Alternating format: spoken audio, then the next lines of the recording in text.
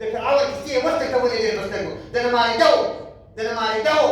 د اسلام یو نمود نه و هغه نمارېده و یو فرعون و فراعنه و د هغو د هلاک کیسه یې په سترګو درته ولیدلې په 2023 کال کې د اسلامي امارت په موټرسایکل باندې دغه د دنیا غټ قوت ته شکست ورکړي ته د دغه الله د لوی قدرت سره ته څنګه انکار کوې ستا څنګه دا وجدان ده څنګه ایمان ده ته څنګه افغان مسلمان یې ته څنګه تاریخي مسلمان یې ته څنګه له نطفې څخه مسلمان یې چې ته بیا که خارج ته ولاړې بیا به نو إذا عليكم في الفلك دعوا الله مخلصين له الدين فلما نجوا من البحر إذا هم يشركون كديك وكشتيك سبايس يا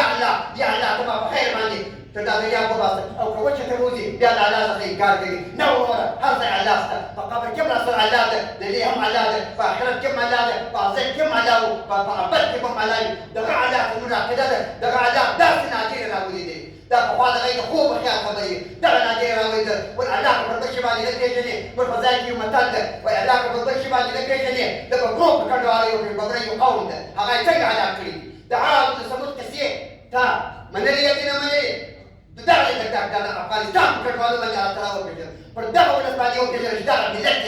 څنګه ذلیل وو حضرت فاروق اعظم رضی الله عنه وایي وكنا اضل قوم مرسل کریم د انسانانو وایي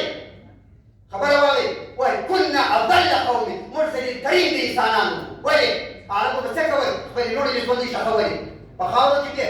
زنده درګور دا افسانه نه ده دا داستان نه ده دا طنز نه ده دا خیال نه ده دا وهم نه ده دا حقیقت خبرې لوڼې دي په بخار کې باندې خشوي فاروق اعظم وایي وكنا اضل قوم موږ ځلې کریم د قوم ځلې کریم انسانانو موږ هغه څه تخلیه کوي په انسانیت کې چاله یې کړي فعزنا الله بالاسلام الله تعالی په اسلام باندې موږ ته عزت راکړي لوی عزت راوړي لوی بادشاهي راکړه د شرق په غرب زما وستا اواز غږ ورسېدي د اسلام ناموس ورسېدي اسلام عزت ورسېدي د اسلام په خبره باندې خلکو غوږ ونیوئ په شرق کې په غرب کې په شام په روم باندې د هغه سپین مخ امر وچلېدی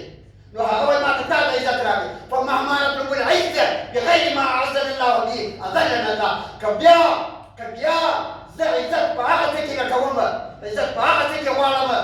چې زه یا حق نه لرم چې زه د هغه مستحق نه یم چې د اسلام څخه غیر وي چې خارج وي چې غرب وي چې اروپا وي چې افریقا وي چې افریقا وي چې امریکا وي که زه په هغه ځای کې عزت غواړم اذلنا الله بیا مې الله تعالی داسې ذلیل چې چې تر هغه په پخوا بیا ډېر ذلیل ګورئ وایي فتنه که بیا راوګرځېدله تر اول سختې وي ابتدا که بیا راغله تر اول سختې وي او که اساني درته راغله اول اساني دومره اسانۍ درېیم اسانۍ دومره دې تر هغه جدي وي تر هغه خوندور وي